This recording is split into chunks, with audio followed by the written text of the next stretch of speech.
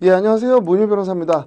이제 주말반도 3회 수업이 끝났고 곧 평일반이 이제 시작되는데 어제 주말반 수업에서는 따로 여러분들한테 이렇게 뭐 두문자라든지 쟁점을 정리한다든지 그런 이제 논점이 등장을 안 했어요. 기초 베이스 개념들 설명이 이제 많았기 때문에 오늘은 여러분들한테 어떤 내용을 좀 전달해 드릴까 고민하다가 이런 내용을 좀 준비를 해봤어요.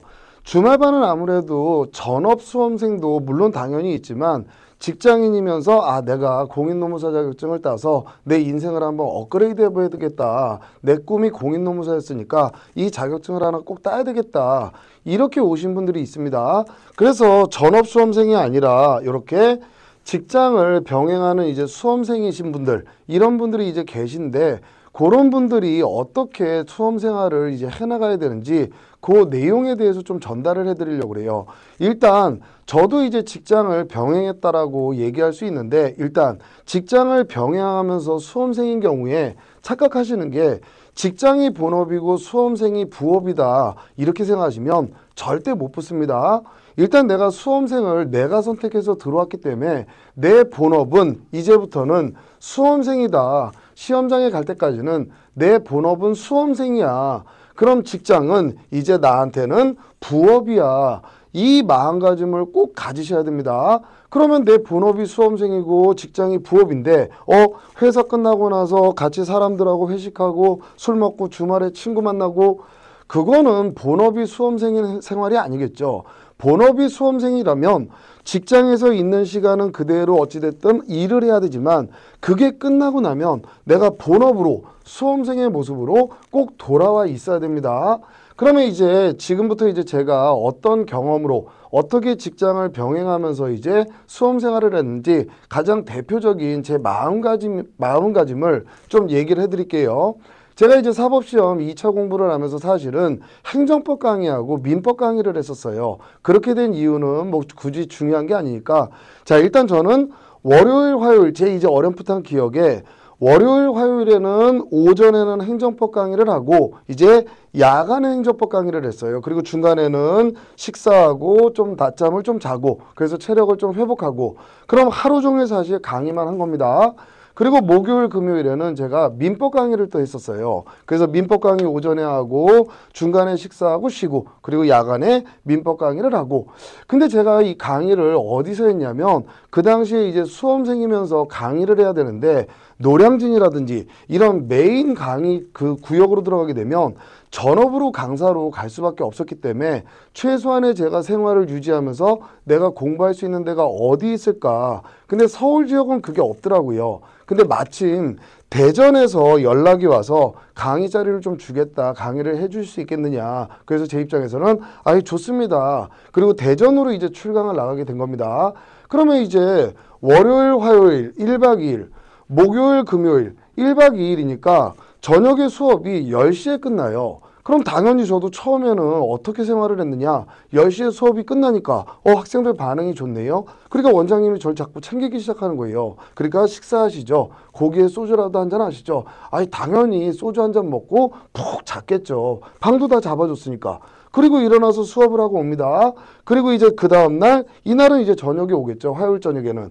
그리고 하루 종일 이제 재공부를 해요. 그리고 그 다음날 아침에 다시 대전에 내려가서 1박 2일로 술 한잔 먹고 그 다음날 수업하고 또 올라오고 이런 식으로 이제 생활을 하다 보니까 제가 직장인으로 변해 있더라는 거예요. 그러니까 원장님이 맛있는 거 사주고 소주 한잔 먹으면 기분 좋고 푹 잠이 잘 수 있으니까 계속 이 생활을 했습니다. 근데 이러다 보니까 순간적으로 그냥 책상에 가기 싫은 거예요. 그냥 아무리 이제 돈도 잘 벌겠다. 이때도 저 돈 잘 벌었습니다. 돈도 잘 벌겠다. 내가 수험 생활을 계속 하는 게 맞는 건가? 그냥 전업 강사를 해서 돈이나 벌까? 이런 자꾸 유혹이 생기더라는 거예요. 그래서 제가 이건 아니다. 지금의 내 모습은 수험생이 아니라 내가 강사, 직장인의 모습이 돼 있구나. 이건 안 된다. 그래서 제가 마음가짐을 고쳐먹고 어떻게 생활했냐면 자 10시에 수업이 끝납니다. 10시에 수업이 끝나면 이제 대전에서 운전을 하고 오는 거예요. 그러면 이제 미친 듯이 이제 달려왔어요. 정말로 휴게소 쉬는 거 이런 것도 없고 미친 듯이 이제 달려옵니다. 그럼 이제 한 11시 40분, 11시 50분 정도 돼요. 그럼 제가 다니는 독서실 자리에 가서 일단은 앉았어요. 10분이든 20분이든 일단 앉았어요. 그리고 나서 가서 잠을 잤습니다. 그럼 그 다음날 아침에 6시 정도에는 일어나야 되겠죠. 대전이 강의해야 되니까. 그럼 6시에 일어나서 그냥 대충 세수하고 운전해서 갑니다.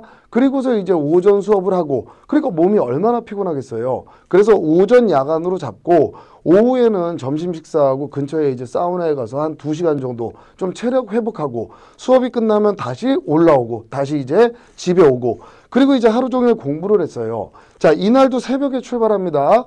10시에 끝나요. 그럼 미친 듯이 이제 운전해서 옵니다. 제가 공부하던 공간에 가서 10분이든 20분이든 앉았다가, 일단 나는 본업이 수험생이야, 이걸 스스로한테 각인시키기 위해서 일단은 책상에 와서 앉았다가 이제 가서 자고 또 수업하고, 그러면 이제 저는 4일을 통으로 강의를 한 거예요. 직장 생활을 한 겁니다.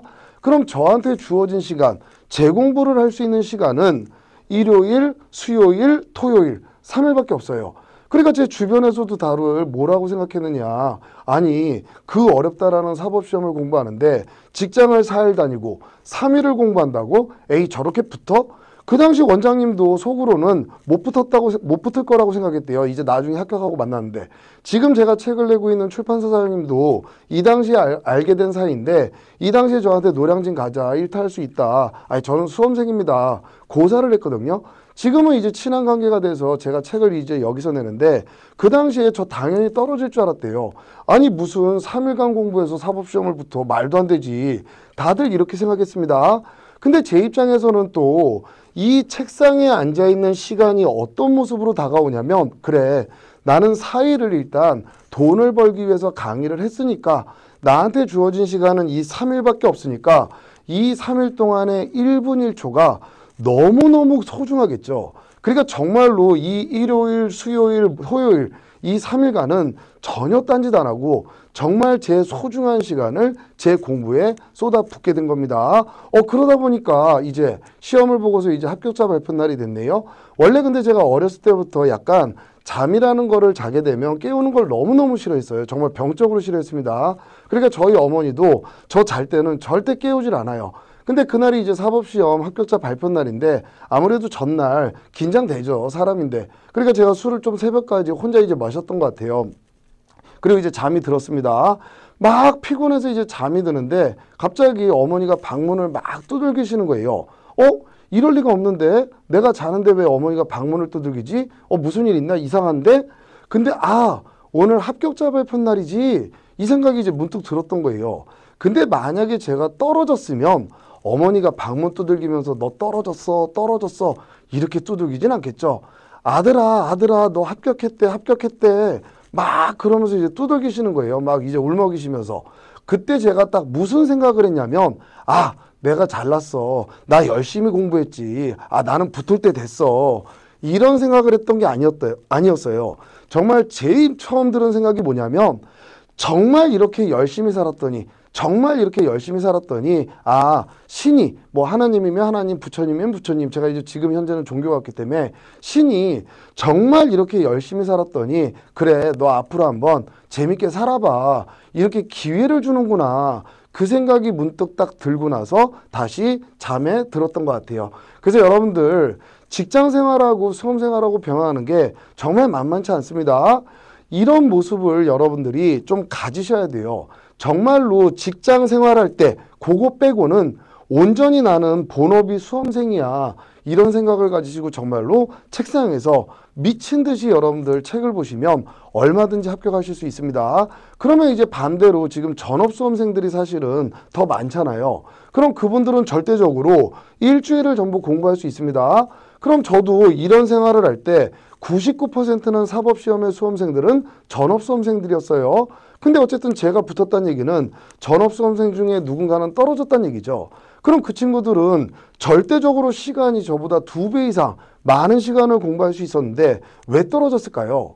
책상에서 공부를 안 했다라는 거예요. 시간이 소중하다라는 걸 몰랐다라는 거예요. 그래서 제가 유튜브에 이전에 짤막하게 올려드렸던 거, 책상에서는 제발 공부만, 매너리즘이 생기게 되면 어떤 비극이 생기는지, 그 유튜브 내용을 요런 과정을 통해서 제가 합격하고 나서 나중에 이거를 누군가한테 전달해 줄 기회가 있으면 꼭 전달해 주겠다. 이렇게 마음속에 가지고 있다가 유튜브로 찍어 드린 겁니다. 혹시 그 동영상 안 보신 전업 수험생들, 물론 직장 병행하시는 수험생들도 책상에서 공부하는 훈련을 익히시려면 그 동영상 보시고 익히시면 정말로 도움이 많이 될 테니까 좀 이용하시고요. 자, 이제 다음으로 제가 정말로 좋아하는 말이 어떤 말이 있냐면 뭐 이 사람이 중요한 건 아니고 사람은 실패가 아니라 성공하기 위해서 태어난다. 이 말을 제가 굉장히 좋아해요. 그러면 사람이 실패하냐 성공하냐는 어쨌든 자기가 목표를 세웠는데 그 목표를 이루면 성공하는 거고 목표를 못 이루면 실패하는 겁니다. 근데 목표는 누가 주어준 게 아니라 자기가 어쨌든 목표를 설정했잖아요. 그러면 그 목표를 달성하기 위해서 살아가는 거지 시도했다가 아이 실패 이러려고 목표를 잡는 사람은 없을 거예요. 그러니까 항상 머릿속에 난 성공할 수 있는 사람이야. 실패하기 위해서 태어난 게 아니라 성공하기 위해서 태어난 거야. 이 생각을 항상 머릿속에 갖고서 살아가는 게 굉장히 도움이 많이 됐던 것 같아요. 그럼 여기서 성공하려면 그냥 막연하게 성공을 갈구한다고 해서 성공하는 게 아니잖아요. 그럼 성공하려면 어떻게 살아야 되느냐. 제가 이거에 대해서 어떤 예를 들어드릴까 이렇게 하다가 이렇게 유튜브를 이렇게 보다 보니까 우리 대한민국 이제 축구대표 이영표 선수 제가 과거에 뭐 지금도 그렇고 운동 경기 이런 거 잘 안 봐요. 저 월드컵도 잘 안 보고 무슨 야구 무슨 결승전 이런 것도 안 봅니다. 근데 우연히 이렇게 유튜브를 명언 같은 걸 찾아보다가 이영표 선수가 이렇게 짤막하게 어떻게 하면 성공하는지에 대한 가장 좋은 대답을 짤막하게 올려놓은 영상이 있더라고요. 그래서 요 영상으로 오늘 여러분들한테 전달하려고 하는 내용은 마무리를 짓도록 하겠습니다. 자, 요 영상 한번 같이 볼게요.